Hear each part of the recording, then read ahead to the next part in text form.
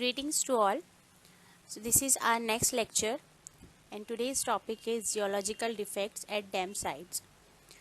So in the previous lecture we have discussed about the dam and the terminologies associated with the dams and classification of dams. Now this is the next part which is about the geological defects at dams site. So let's see what are the different types or different defects which are associated with the dam site. So geological defects at dam site. So geological defects at any proposed dam site influence its design been observed at various dam site in past are. So basically geological formation जो होता है dam का, मतलब कोई भी dam construct करने से पहले हम वहाँ पे सर्वे करते हैं और उस सर्वे में बहुत सारे प्रोसेस इंक्लूड्स होते हैं. फॉर एग्ज़ाम्पल हम उस एरिया की लिथोलॉजी को सर्वे करते हैं, उस एरिया का ड्रेनेज सिस्टम से चेक करते हैं, फ़्लो क्या है रिवर का वो हम सारी चीज़ें वहाँ पे चेक करते हैं. बिकॉज जैसे कि मैंने इसके प्रीवियस लेक्चर में बताया था कि कोई भी डैम कंस्ट्रक्ट करने से पहले उस एरिया की इन्फॉर्मेशन होना बहुत ज़्यादा ज़रूरी है कि वहाँ पे किस टाइप के रॉक है, किस टाइप की वहाँ की लिथोलॉजी है, रिवर का फ़्लो कैसा है, रिवर चैनल कैसा है. क्योंकि जैसा हम जानते हैं जो हम डैम को कंस्ट्रक्ट करते हैं वो पर्टिकुलर रिवर के वैलीज़ पे करते हैं, रिवर फ्लो पे हम डैम कंस्ट्रक्ट करते हैं एज अ रिजर्वायर. तो जो डिफेक्ट्स, जो प्रॉब्लम्स क्रिएट होते हैं ड्यूरिंग द फॉर्मेशन और during the construction of the dam, so there are so many types of defects और so many types of problems during the formation or during the construction of dam site, which are as follows. That is, first है buried channels, second है depth of weathering, sinkholes and solution channels, fault, shear zone and igneous intrusions. So ये सारे जो points है, ये सारे defects है जो कि हमें देखने के लिए मिलते हैं जब हम कोई डैम कंस्ट्रक्ट करते हैं. मतलब कौन कौन से प्रॉब्लम्स क्रिएट होते हैं या कौन कौन से डिफेक्ट्स आते हैं during the construction of the dam. So सबसे पहला है बरीड चैनल्स. तो हम देखते हैं बरीड चैनल्स क्या होते हैं और किस टाइप का प्रॉब्लम क्रिएट होता है during the construction of the dam site. So let's see the first point, that is buried channels. So buried channels को हम पैलियो चैनल्स भी बोलते हैं. पैलियो मीन्स होता है एंशियंट, मतलब पुराने. ठीक है, तो buried channels is also known as the ancient channels और पैलियो चैनल्स. जो एंशियंट मीन्स होता है पैलियो और पैलियो मीन्स होता है एंशियंट. सो इसका सिनोनिम्स है पैलियो. ठीक है, तो इसे हम पैलियो चैनल्स भी बोलते हैं. These are old channels cut in bed rock by rivers. ये ओल्ड चैनल्स होते हैं और जो कट करते हैं हमारे बेड रॉक्स को. जैसे कि मैंने बताया था कि दो टाइप के रॉक होते हैं, कंट्री रॉक होता है और एक बेड रॉक होता है. कंट्री रॉक वो रॉक होता है जो रॉक के फॉर्मेशन के टाइम यूज़ होता है या with the help of country rock कोई भी रॉक का पर्टिकुलर फॉर्म रेडी होता है. और जो बेड रॉक होते हैं, बेड रॉक जब कंट्री रॉक या पूरा रॉक का फॉर्मेशन जब हो जाता है उसके बाद वो एज अ बेड या लेयरिंग अरेंजमेंट जो रॉक रहती है उसको हम बोलते हैं बेड रॉक. ठीक है, तो जो बेड रॉक होते हैं, ये जो चैनल्स होते हैं बरीड चैनल्स, जो रिवर के थ्रू फॉर्म होते हैं और उसके ऊपर जो सो मैनी प्रोसेस होते हैं. जैसे मैंने इसके पहले बताया है, सेडिमेंट्री के टाइम पे जब वेदरिंग होता है, इरोजन होता है, तो बहुत सारे प्रोसेसेस होते हैं with the help of weathering agents, erosional agents. तो उस टाइम पे क्या होता है, जो अदर रॉक होते हैं, ओल्ड रॉक जो होते हैं, वो आके एक्यूमुलेट हो जाते हैं उस पर्टिकुलर इन्वायरमेंट पे और धीरे धीरे एक्यूमुलेशन होता रहता है. और एक टाइम पे क्या होता है, वो जो ओवरबर्डन रॉक होते हैं वो नीचे के रॉक को प्रेशर करना शुरू कर देते हैं. जो नीचे का जो रॉक होता है या नीचे की जो लिथोलॉजी होती है, वहाँ पे जो चैनल्स होते हैं, या फिर वो रिवर चैनल्स हो सकते हैं, स्ट्रीम चैनल्स हो सकते हैं, ठीक है, या ड्रेनेज सिस्टम हो सकता है. अब ड्रेनेज सिस्टम क्या है ये हम डिस्कस कर चुके हैं. ठीक है, ड्रेनेज सिस्टम मतलब सिस्टम ऑफ रिवर्स, ट्रिब्यूटरीज. जो मेन रिवर होती है हमारी, उस रिवर से जो छोटी छोटी स्मॉल ट्रिब्यूटरीज निकलती है, उस पूरे सिस्टम को हम बोलते हैं ड्रेनेज सिस्टम. तो ये जो रिवर्स के जो चैनल्स होते हैं, जो उसकी ट्रिब्यूटरीज होती है, स्ट्रीम फ्लो होता है, ये उस इन्वायरमेंट के नीचे दब जाती है. ठीक है। तो अगर हम उस एरिया में डैम कंस्ट्रक्ट करते हैं तो ये जो बरीड चैनल्स है ये बहुत ज़्यादा दिक्कत पैदा करते हैं because of the gap between the two rock formation. अगर हमें कंटिन्यू रॉक फॉर्मेशन, एक कॉम्पैक्ट रॉक मिलता है, कॉम्पैक्ट लिथोलॉजी देखने के लिए मिलती है, तो वहाँ पे वो प्रॉब्लम क्रिएट नहीं होती है। बट इन केस अगर हमें कोई रॉक फॉर्मेशन में बीच में छोटे छोटे से स्मॉल बरीड गैप्स देखने के लिए मिल रहे हैं, बरीड चैनल्स देखने के लिए मिल रहे हैं, तो वो it will be very difficult कि कंस्ट्रक्शन के टाइम पे वो जो रॉक फॉर्मेशन है वो लूज़ हो जाता है, और जो कि बाद में इन फ्यूचर में प्रॉब्लम क्रिएट कर सकता है। सो जो बरीड चैनल्स है वो बहुत ज़्यादा डिफेक्ट्स होते हैं during the construction of dam, और these are also known as the abundant channels. तो इस चैनल जो होते हैं बरीड चैनल्स, उसको हम अबंडेंट चैनल्स भी बोलते हैं। These channels are filled with sediment in due course of time। तो जैसे कि मैंने बताया है कि वेदरिंग, इरोजन का जो प्रोसेस होते रहता है, तो उसकी वजह से वो जो चैनल्स होते हैं वो सेडिमेंट्स के थ्रू फिल अप होना शुरू हो जाते हैं, फिल्ड हो जाते हैं। तो वो वहाँ पे हमें स्मॉल सेडिमेंट्स और सेडिमेंट्री रॉक देखने के लिए मिलते हैं। The buried channels can be detected in satellite image easily. अब सैटेलाइट इमेजेस से हम जो बरीड चैनल्स है वो आइडेंटिफाई कर सकते हैं।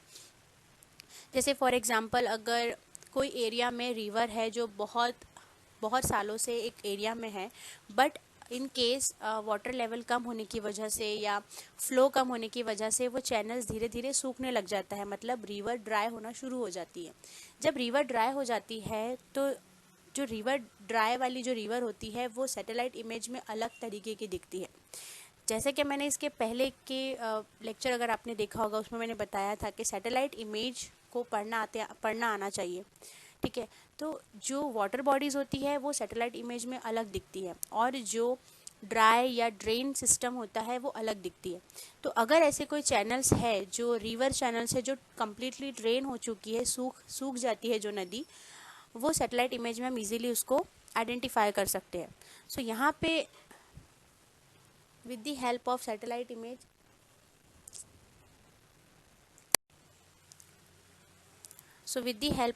image, हम उस पर्टिकुलर एरिया के ड्रेनेज सिस्टम को आइडेंटिफाई कर सकते हैं। ठीक है। और जैसा कि मैंने बताया है, सैटेलाइट इमेज, यहाँ पे रिमोट सेंसिंग की बात हो रही है, तो रिमोट सेंसिंग ऐसा टेक्निक है जहाँ पे हम विदाउट एनी फिजिकल कांटेक्ट उस पर्टिकुलर एरिया की इंफॉर्मेशन कलेक्ट कर सकते हैं, गैदर कर सकते हैं with the help of satellite. और सैटेलाइट दो तरीके से काम कर सकता है, या तो हमें एरियल फोटोग्राफ्स मिल सकती है उसके हेल्प से, या फिर हमें सैटेलाइट इमेजेस मिल सकती है। ठीक है। तो इस तरीके से सैटेलाइट इमेज जो है वो हमें बरीड चैनल्स को आइडेंटिफाई करने में हेल्प करता है। Buried channels cause severe leakage from reservoirs.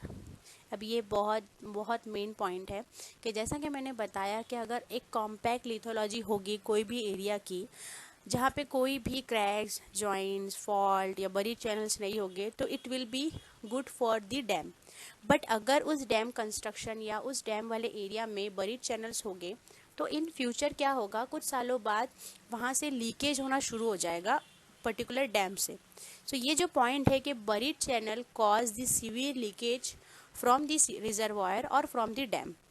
तो ये बहुत इंपॉर्टेंट पॉइंट है कि जो बरीड चैनल से क्या होगा, बरीड चैनल होने की वजह से हमें कुछ सालों बाद, कुछ टाइम के बाद, हमें उस पर्टिकुलर लीक एरिया से, उस पर्टिकुलर रिवर चैनल जो बरीड चैनल है वहाँ से हमें लीकेज देखने के लिए मिलेगा। ठीक है। तो ये हो गया हमारे बरीड चैनल्स, जिसे हम पैल्यू चैनल्स भी बोल सकते हैं।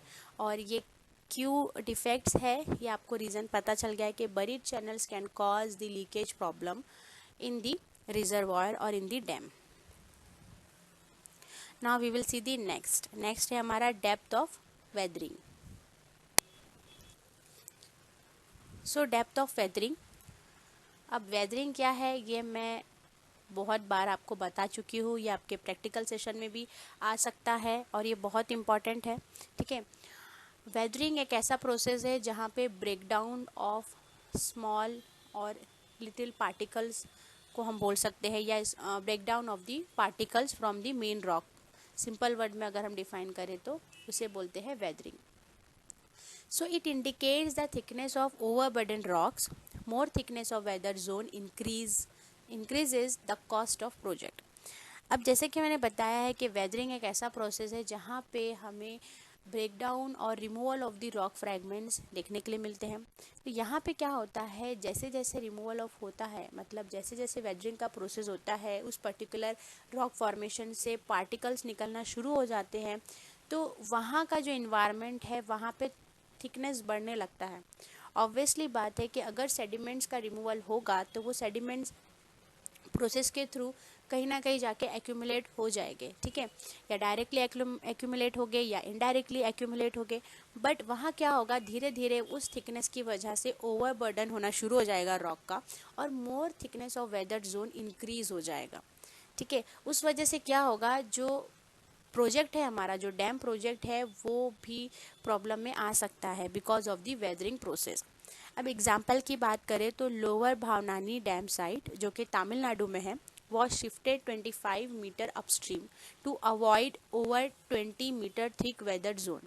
सो जो भावनानी डैम है तमिलनाडु का, वो 25 मीटर अपस्ट्रीम को शिफ्ट किया गया। क्यों शिफ्ट किया गया?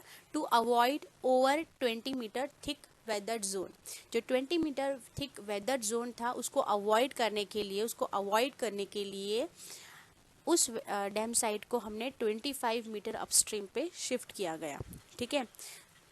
उस वजह से क्या होता है, डेप्थ ऑफ वेदरिंग की वजह से क्या होता है, इंक्रीज होना शुरू हो जाता है, उसकी वेट जो होता है ओवरबर्डन रॉक का या सेडिमेंट्स का, वो इंक्रीज होता है, जिसकी वजह से most of the time damage देखने के लिए मिलता है डैम साइट में। वो डैमेज किसी भी तरीके का हो सकता है, ठीक है, या तो वो लीकेज का प्रॉब्लम दे सकता है या फिर क्रैक दे सकता है वॉल्स में। जो डैम की जो वॉल्स होती है उसमें क्रैकेज या जॉइंट्स देखने के लिए मिल सकते हैं। तो उस चीज़ों को अवॉइड करने के लिए हम डेप्थ ऑफ वेदरिंग वाले जोन को अवॉइड करते हैं। उस चीज़ का हम ध्यान रखते हैं कि वेदरिंग वाला जो एरिया है वहाँ से हम दूर डैम बनाएं, या फिर अगर वो चीज़ है हमें वेदर्ड जोन देखने के लिए मिल रहा है तो फिर जैसे कि यहाँ पे भावनानी डैम के टाइम पे हुआ है, उसलिए हम उसे थोड़ा शिफ्ट कर देते हैं, ठीक है। तो 20 metre thick weather zone avoid करके हमने जो ये वाला जो भावनानी डैम है शिफ्ट हुआ है 25 मीटर अपस्ट्रीम। सो समटाइम ऐसे भी हम डील कर सकते हैं during the construction of the dam. So depth zone भी नहीं होना चाहिए। डेप्थ जोन जो है वेदरिंग का, वो भी बहुत बड़ा डिफेक्ट है during the construction site. So this is the second point. Now we will see the third point.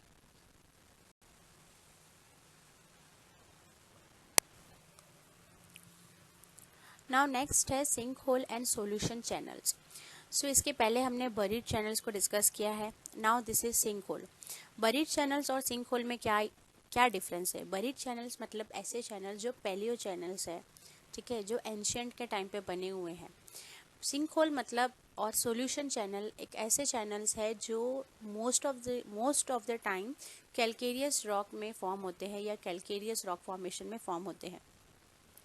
जैसे कि जियोमॉर्फोलॉजी लेक्चर में हमने ये डिस्कस किया था कि सिंक होल क्या होता है, सॉल्यूशन चैनल्स क्या होते हैं। तो कैलकेरियस रॉक जो होते हैं, calcareous rock most of the rock हमारे जो होते हैं वो कैल्शियम कार्बोनेट के बने हुए होते हैं। और कैल्शियम कार्बोनेट एक ऐसा रॉक है, एक ऐसा केमिकल फार्मूला है कि अगर कोई एसिड उससे रिएक्ट करता है तो वो इजीली रिएक्ट हो जाते हैं, ठीक है। तो कैल्शियम कार्बोनेट जो रॉक है हमारे, वो एसिड से रिएक्ट करते हैं, हाइड्रोक्लोरिक एसिड से रिएक्ट करते हैं, जिसे HCl बोल सकते हैं, ठीक है।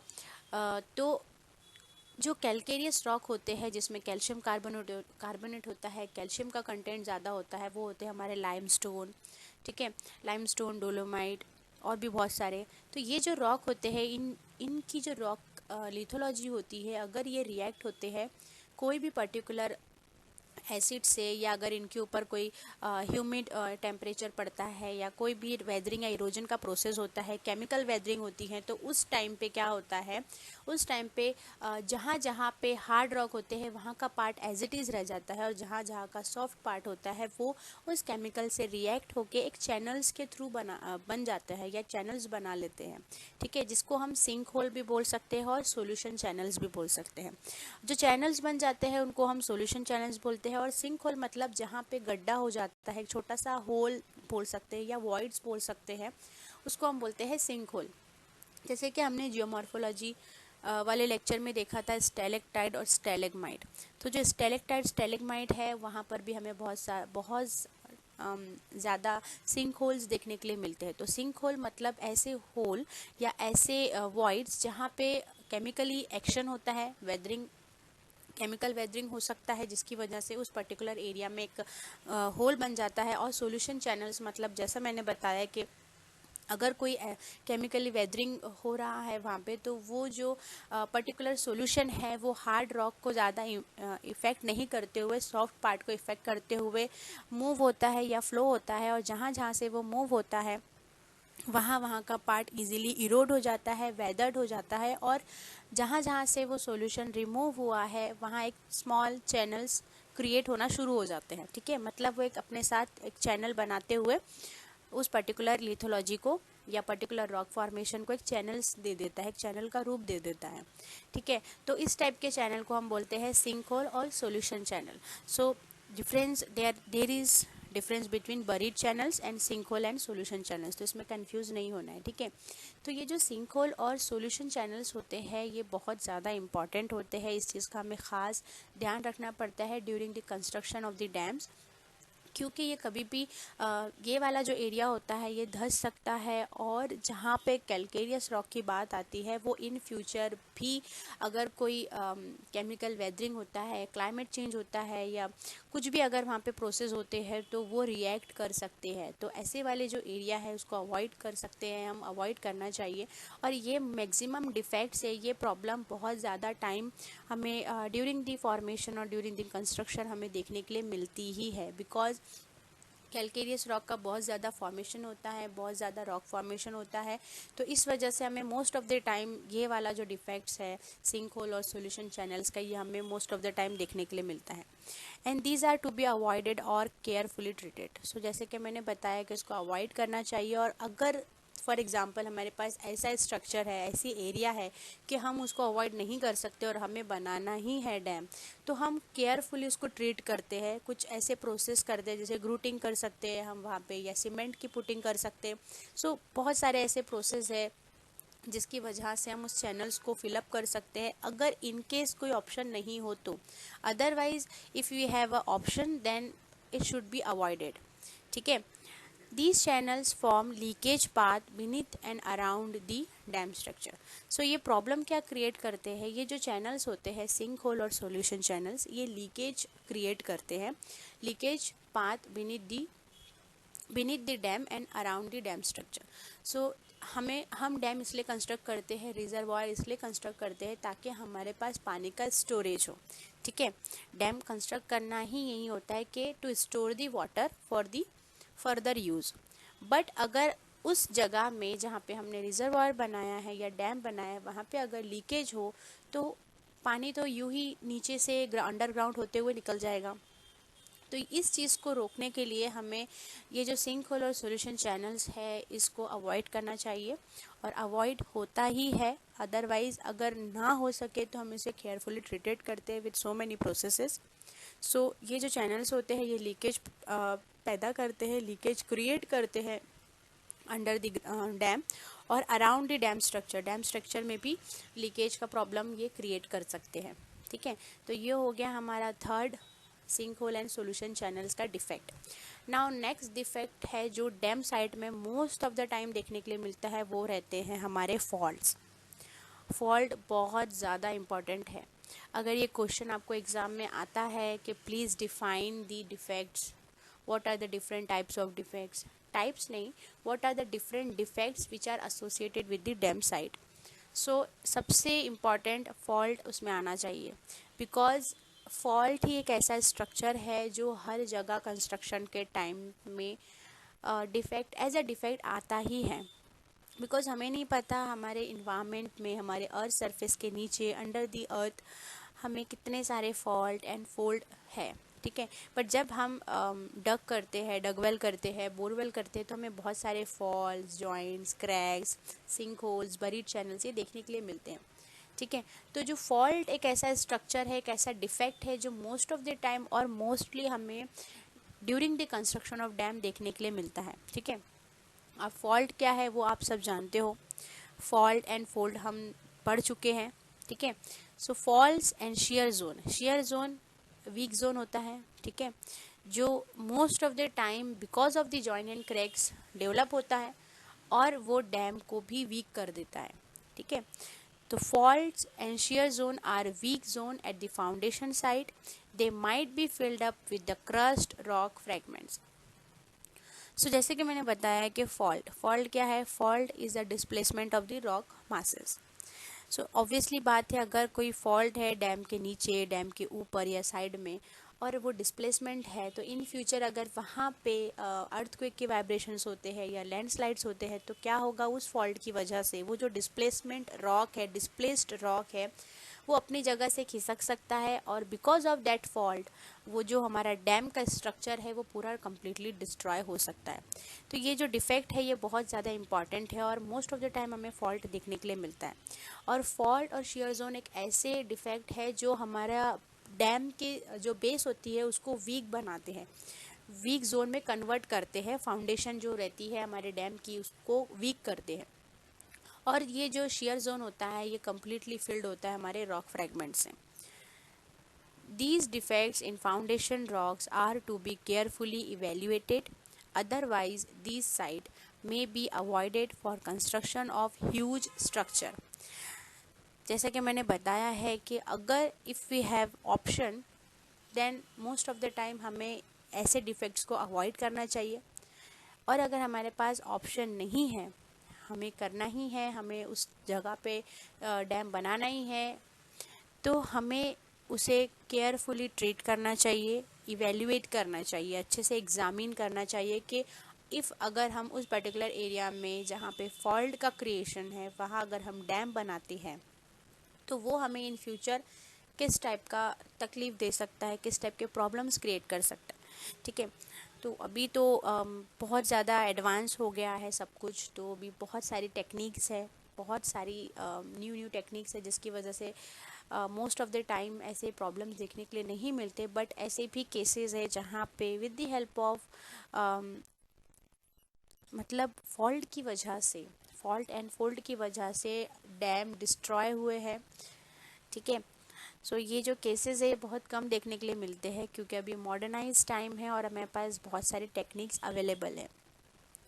तो फॉल्ट एंड शेयर जोन की डिफेक्ट्स बहुत इंपॉर्टेंट है, और अगर ये कहीं पर है तो इसे फुल अवॉइड करना चाहिए, और अगर हम अवॉइड नहीं कर सकते तो उसको केयरफुली ट्रीट करना चाहिए। तो केयरफुली ट्रीटमेंट में बहुत सारे टेक्निक्स है।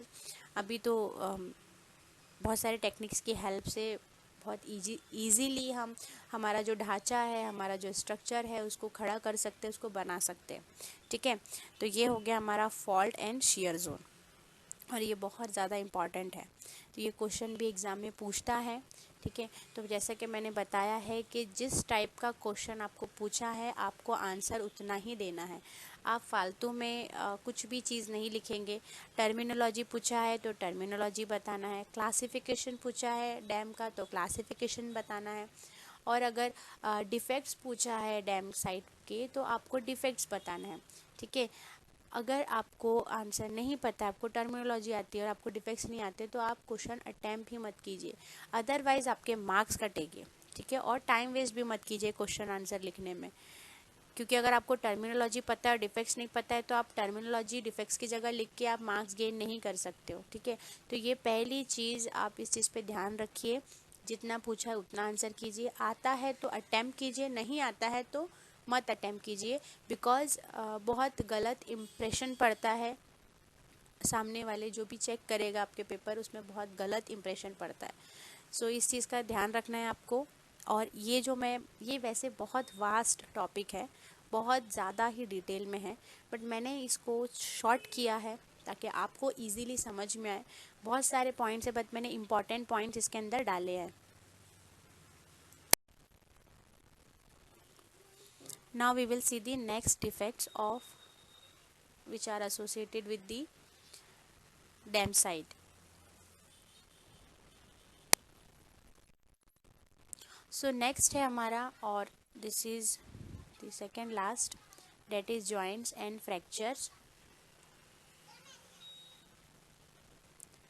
So basically joints which are associated with the depth, pattern and spacing of joints and fracture are of particular interest at this dam site. So क्या होता है डैम साइट में हमें, जैसा कि मैंने बताया है, बरीड चैनल्स, सॉल्यूशन चैनल्स और बहुत सारे सिंक होल्स हमें देखने के लिए मिलते हैं। तो उसी टाइम पे हमें उस लिथोलॉजी में और रॉक फॉर्मेशन में हमें बहुत सारे जॉइंट्स और फ्रैक्चर भी देखने के लिए मिल सकते हैं। बिकॉज अगर इग्नियस रॉक का फॉर्मेशन हो तो वहाँ पे हमें बहुत सारे रॉक फॉर्मेशन में जॉइंट्स देखने के लिए मिलेंगे और क्रैक्स देखने के लिए मिलेंगे। तो ये जो जॉइंट्स और क्रैक जो है ये भी बहुत ज़्यादा डिफेक्ट्स क्रिएट करते हैं during the construction of the dam site. They reduce the strength of the rock as well as they act as channels for seepage of water from reservoir. तो जैसे कि मैंने बताया है कि जितने भी डिफेक्ट्स हैं ये बहुत ज़्यादा प्रॉब्लम क्रिएट करते हैं during the construction of the dam site. They reduce the strength of rock. ये जो है जॉइंट्स एंड फ्रैक्चर ये उस रॉक फॉर्मेशन के रॉक की स्ट्रेंथ को कम कर देते हैं। यहाँ तक के जो चैनल्स है वहाँ से सीपेज ऑफ वाटर मतलब लीकेज ऑफ वाटर को देखना भी हमें मिल सकता है। ठीक है, तो इसकी जॉइंट्स और फ्रैक्चर की वजह से हमें बहुत सारे seepage of water from reservoir देखने के लिए मिलते हैं। सो जो जॉइंट्स और फ्रैक्चर है हमारे बहुत ज़्यादा डिफेक्ट क्रिएट करते हैं during the construction of dam. This site can be improved by grouting. So जहाँ पे जॉइंट्स और फ्रैक्चर होते हैं वहाँ पे हम विद द हेल्प ऑफ ग्रूटिंग हम उस जॉइंट्स को क्लीन कर सकते हैं, क्लियर कर सकते हैं और फिलअप कर सकते हैं। तो ग्रूटिंग क्या है वो आप सबको पता ही है, व्हाट इज़ ग्रूटिंग और ग्रूटिंग क्यों की जाती है, ग्रूटिंग से क्या होता है। सो जहाँ पे भी हमें क्रैक्स, जॉइंट्स ऐसे पैरामीटर्स देखने के लिए मिलते हैं तो वहाँ पे विद द हेल्प ऑफ ग्रूटिंग हम उसे इम्प्रूव करने की कोशिश करते हैं। ठीक है, सो this is all about the joints and fractures.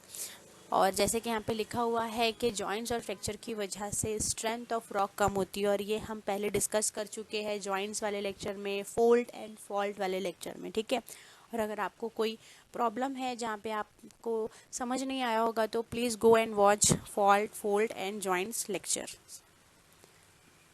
Now we will see the next.